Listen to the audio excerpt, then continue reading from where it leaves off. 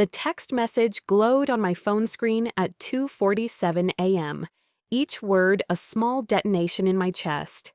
I read it once, twice, 3 times, waiting for the letters to rearrange themselves into something that made sense, something that didn't feel like a kick to the stomach while I was already down. You're too nice. Nice girls finish last, and I need a winner. It's over, Maya. I'm with Sienna now. I sat up in bed, my silk nightgown twisted around my waist, and stared at the message from Marcus, my boyfriend of 3 years, the man I'd supported through law school while working 2 jobs, the man whose bar exam celebration I'd planned for next weekend, the man who was apparently now with Sienna fucking Hartford, the same woman who'd been my college roommate before she slept with my previous boyfriend. According to YouTube analytics, 99.6% of viewers are not subscribed. That's a huge number. By subscribing the channel that is completely free, you'll help support the channel and never miss fresh content. The room spun slightly. Or maybe that was just me, untethered suddenly from the future I'd been building brick by careful brick. I'd given Marcus everything. When his mother was sick, I'd driven 6 hours every weekend to help care for her. When he needed money for his bar prep course, I dipped into my savings, the savings I'd been building for the photography studio I'd always dreamed of opening. When he said he needed space to focus on studying, I'd given him space, even though space apparently meant room for Sienna to slither into the gaps I left. Too nice. The words tasted like battery acid on my tongue. I looked around my tiny apartment at the framed photos of us on every surface. Marcus and me at his law school graduation, at his family's Christmas dinner, at the beach house I'd rented for his birthday. I'd documented our love story so carefully, each image a testament to what I thought we were building together. My hands trembled as I picked up the nearest frame. We were laughing in the photo, caught in some moment of joy I could barely remember now. Nice girls finished last. I threw the frame across the room. It shattered against the wall, glass exploding across my hardwood floor like stars. The sound was satisfying in a way I hadn't expected. My phone buzzed again. Don't make this dramatic. You'll find someone who appreciates your qualities. Sienna gets me in ways you never could. She's ambitious, driven, a partner who can match my trajectory. You were always going to hold me back, hold him back. I had literally carried him forward while he climbed on my shoulders, and now he was kicking me in the face on his way up. Something cold and crystalline formed in my chest, something that felt like ice but burned like fire. I'd spent 28 years being nice, being understanding, being the girl who smoothed things over, who made everyone comfortable, who never made waves. Where had it gotten me? Alone at 2:47 a.m. with broken glass on my floor and a broken future in my hands. I picked up my phone and started typing. Congratulations! I hope you two are very happy together. But I didn't send it. Instead, I deleted it and wrote something else. Understood. Thank you for your honesty. Delete. My fingers hovered over the keyboard. Every fiber of my being wanted to scream at him, to tell him exactly what kind of person he was, to make him feel even a fraction of what I was feeling. But that's what the old Maya would do. Create a scene, be emotional, prove his point that I was too much, too dramatic, too nice to know when I was beaten. Instead, I wrote, okay, 1 word, simple, clean. I hit send and then blocked his number. Then I called in sick to work, opened my laptop, and started researching. By sunrise, I knew everything I needed to know. Social media was a beautiful thing when you knew how to use it. Marcus had changed his relationship status at 1:30 a.m., 47 minutes before he'd bothered to text me. He'd tagged Sienna in a post about new beginnings and finding someone who matches your ambition. The comments were full of congratulations from people who didn't know me, who didn't know he'd been in a relationship mere hours before. But more interesting was what else I found. Sienna had posted extensively about her new position at Sterling and Cross, the same law firm where Marcus had just accepted a junior associate position. She was a senior paralegal there, with connections to 3 of the partners. In one photo from a firm event 2 weeks ago, I could see Marcus in the background, laughing with those same partners. Ambitious, driven, a partner who could match his trajectory. It clicked into place like tumblers in a lock. This wasn't about love or chemistry or any of the things he'd claimed. This was about networking, about advancement. Marcus had traded up, and I'd been trade in value, useful until something shinier came along. I kept digging. By noon, I had a complete picture. Sienna's ex-husband was Harold Hartford, a named partner at Sterling and Cross. They divorced 6 months ago under acrimonious circumstances, something about embezzlement and affairs. But Sienna had kept her connections and her maiden name. Marcus, ever the opportunist, had seen a shortcut to success and taken it, and I'd been discarded like yesterday's newspaper. My phone rang. My best friend, Tasha. "I saw his Facebook," she said, without preamble. "Tell me you're not crying over that walking cliché." "I'm not crying," I said. It was true. The ice in my chest had frozen my tear ducts shut. "Good, because I have information you need." Tasha was an IT specialist at a major tech company, and she had a gift for finding things people wanted hidden. "Marcus has been sloppy. He's been using his law school email for personal stuff, including emails to Sienna about you, about how you're convenient and low maintenance, but not partner material for someone with his ambitions." "Send them to me," I said quietly. "Maya, what are you planning?" "Nothing he doesn't deserve." There was a pause. "Okay, but whatever you're thinking, think bigger. Think smarter. Think like someone who's too nice to ever get revenge." She hung up, and 30 seconds later, my email dinged. 7 emails between Marcus and Sienna, spanning the last 3 months. In them, they discussed me like I was a piece of furniture they were deciding whether to keep or donate. Sienna called me tragically mundane. Marcus called me safe but uninspiring. They laughed about how I'd never suspect anything because I trusted people too easily. In the final email, dated 2 days ago, Marcus wrote, "I'll end it this weekend. Clean break. She'll cry, but she'll get over it. She always does." I read that line 5 times, and with each reading, the ice in my chest grew colder and harder until I felt like I could shatter into 1,000 pieces or cut through steel. I chose steel. The next morning, I woke up with a plan. Not the hot-headed, emotional plan of someone who'd been wronged. No, this was the calculated, methodical plan of someone who'd been underestimated her entire life and was done playing by other people's rules. First, I went to the bank and opened a new account, transferring everything Marcus and I had jointly saved. Legally, it was half mine anyway.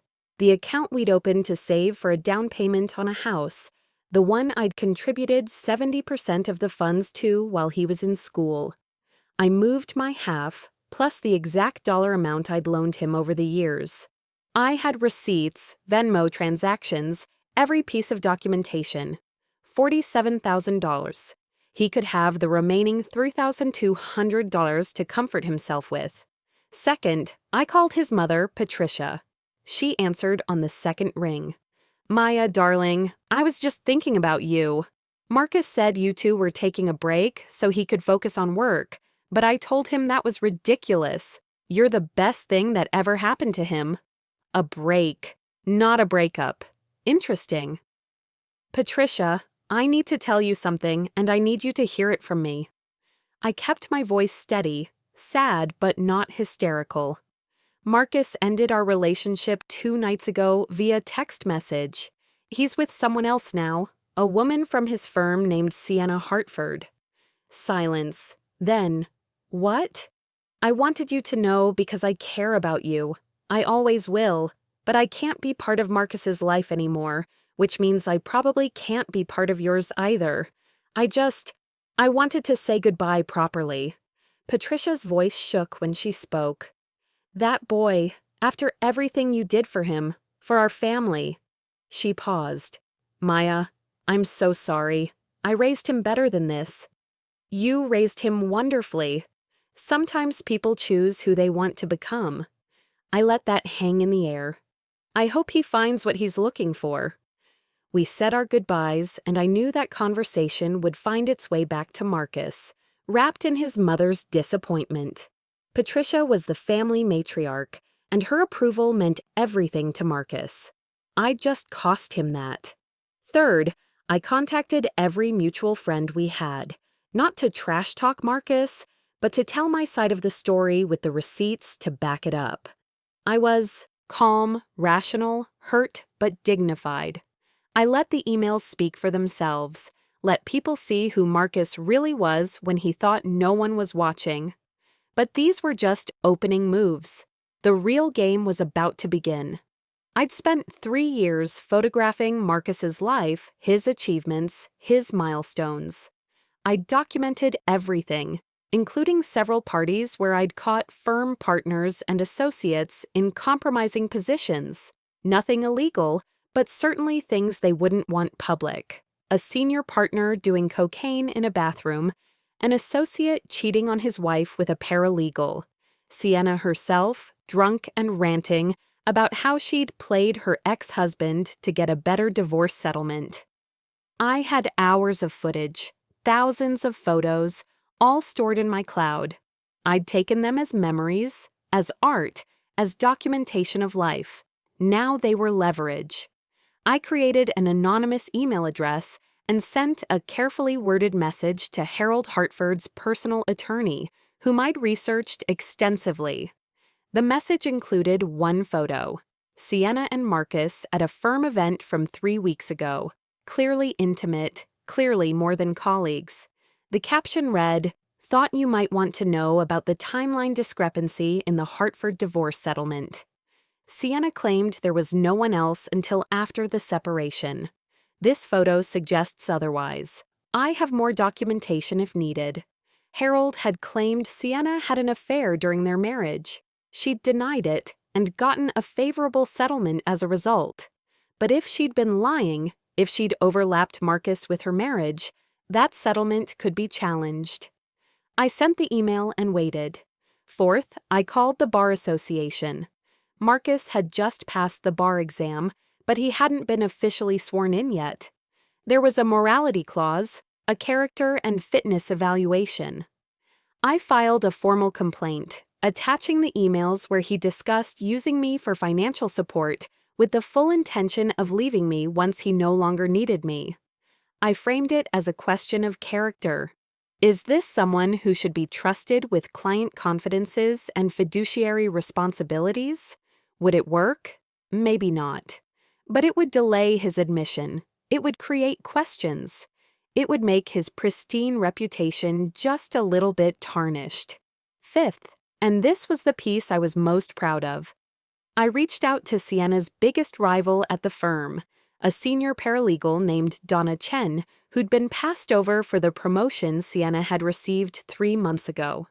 I'd met Donna at several firm events and knew she was brilliant, hardworking, and furious about being overlooked. I sent her the emails between Marcus and Sienna, the ones where they discussed using their relationship to advance Marcus's career and consolidate Sienna's power at the firm.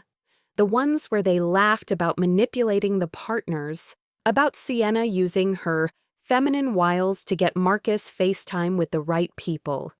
The firm had strict policies about relationships, affecting professional judgment. If the partners thought Sienna was using her relationship with Marcus to build a power base, or that she was giving him unfair advantages, I sent the email to Donna with a simple note. Thought you'd want to know why you were really passed over for that promotion. Some people play by different rules. 3 days later, everything started to unravel for Marcus and Sienna. Harold Hartford's attorney filed a motion to revisit the divorce settlement based on new evidence of infidelity during the marriage. The timeline I'd provided proved Sienna had been lying. The settlement, including a significant cash payout and the brownstone she'd kept, was now in jeopardy. The Bar Association launched an investigation into Marcus's character and fitness evaluation. It wouldn't disqualify him, probably, but it would delay his admission by months, possibly a year.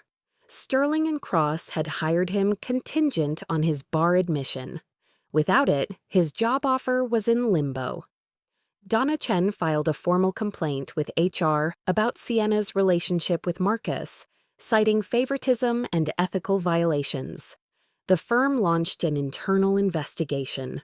Two partners who'd been photographed in compromising positions at firm events suddenly became very interested in distancing themselves from Sienna. And Patricia stopped speaking to Marcus. She called me to tell me she'd told him exactly what she thought of his behavior and that she was ashamed to have raised such a user. Those were her words, not mine. I watched it all unfold from the comfort of my apartment, where I'd finally finished clearing out every trace of Marcus. The photos were gone, the gifts were donated, the space he'd occupied in my life was now filled with photography equipment I'd ordered with the money I'd taken from our joint account. My phone rang, unknown number. I almost didn't answer, but curiosity won. "Maya," Marcus's voice was ragged. "What did you do?" "I don't know what you mean," I said pleasantly. "Bullshit. The bar complaint, the emails to Harold's attorney, Donna's HR complaint. This has your fingerprints all over it." "Does it? I'm just a nice girl, Marcus. Too nice to ever do something like that. Nice girls finish last, remember? You're destroying my career, my life. Over what? Hurt feelings?" I laughed, and the sound surprised even me. It was sharp and cold. "I'm not destroying anything, Marcus. I'm just letting the truth breathe. You built your new life on lies and manipulation. I just made sure the foundation was as stable as you claimed it was. Sienna's going to lose everything, the settlement, her job. And you're losing your bar admission, your job offer, and your mother's respect. Sounds like you two are perfect for each other. Both ambitious, both willing to use anyone to get ahead, both facing the consequences of your choices. I never meant to hurt you." "Yes, you did. You calculated exactly how much hurt was acceptable to achieve your goals. You wrote it in an email, Marcus. You said I'd cry, but get over it. You were wrong about the second part." Silence. Then, "What do you want? Money? I'll pay you back everything."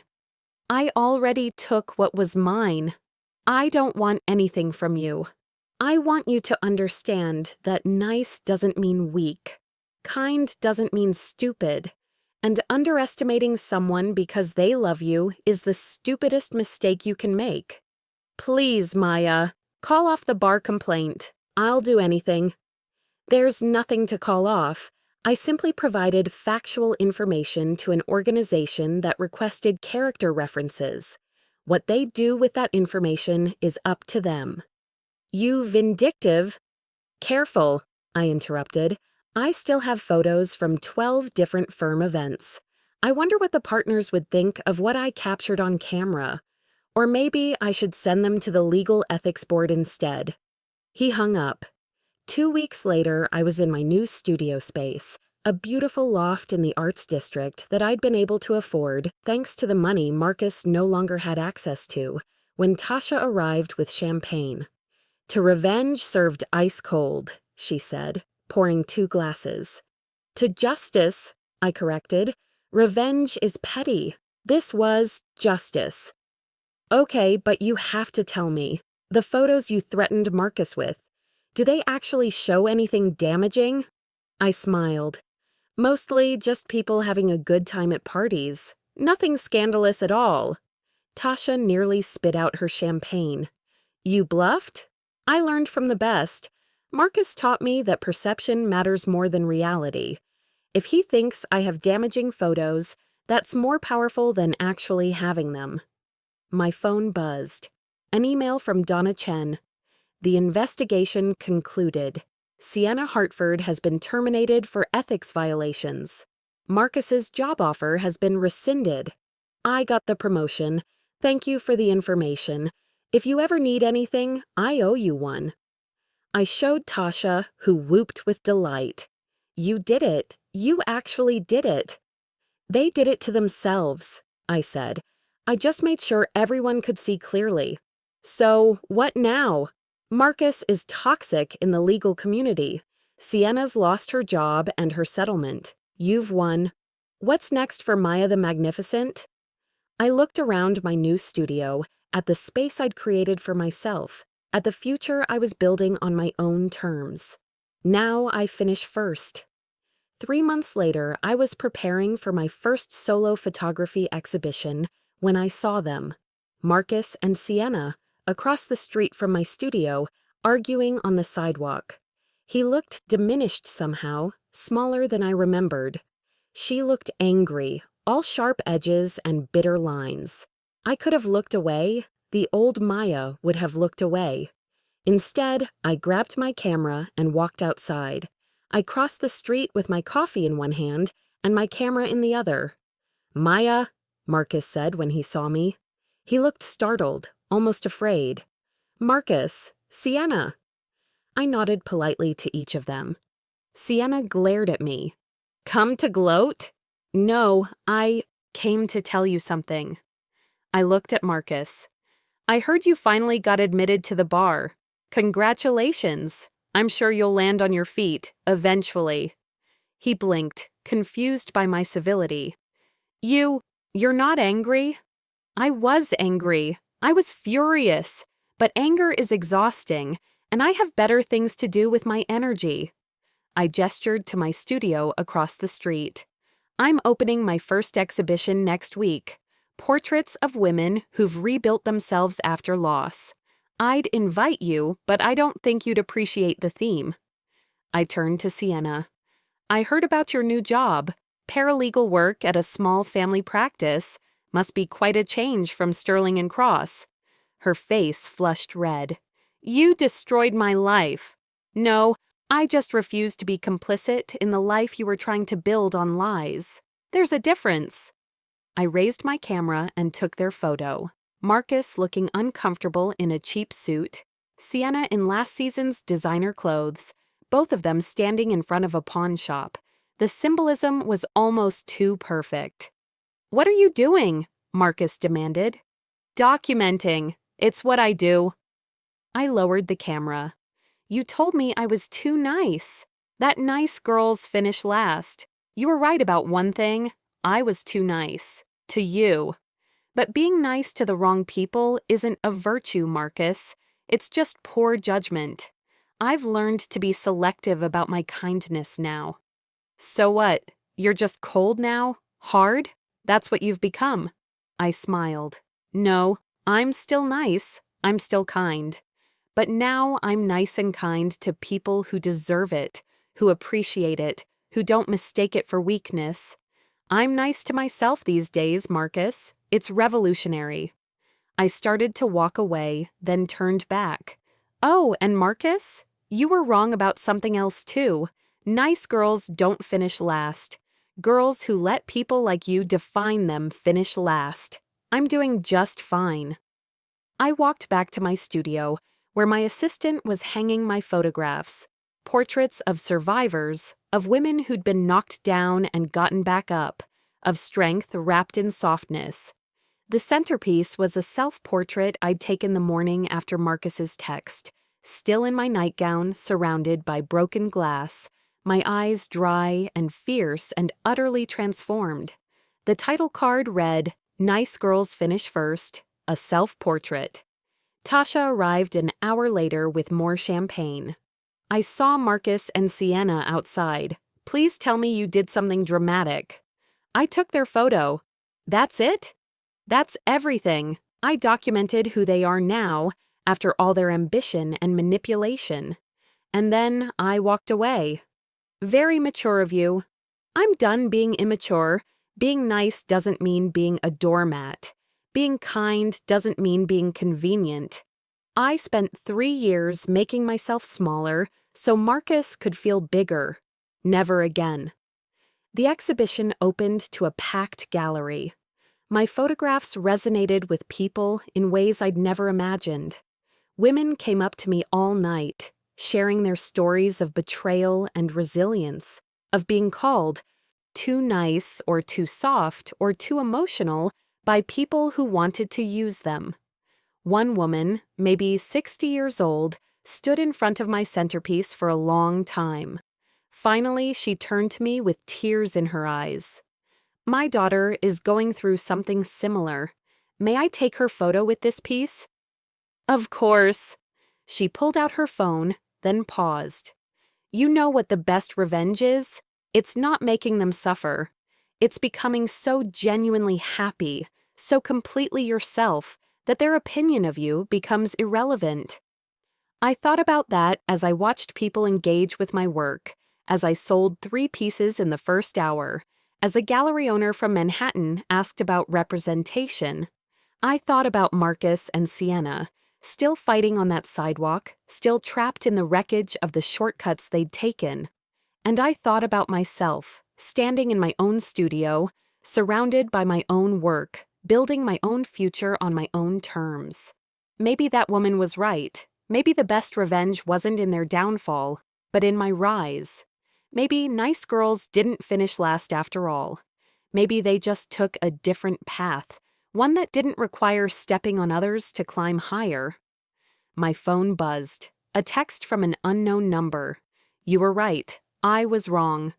For whatever it's worth. Marcus." I stared at the message for a long moment, then deleted it without responding. Some conversations didn't deserve closure. Some people didn't deserve the satisfaction of your attention. I blocked the number and turned back to my exhibition, to my new life, to my hard-won understanding that being nice wasn't about making everyone else comfortable.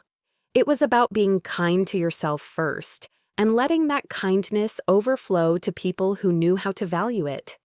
Nice girls didn't finish last. They just stopped running other people's races.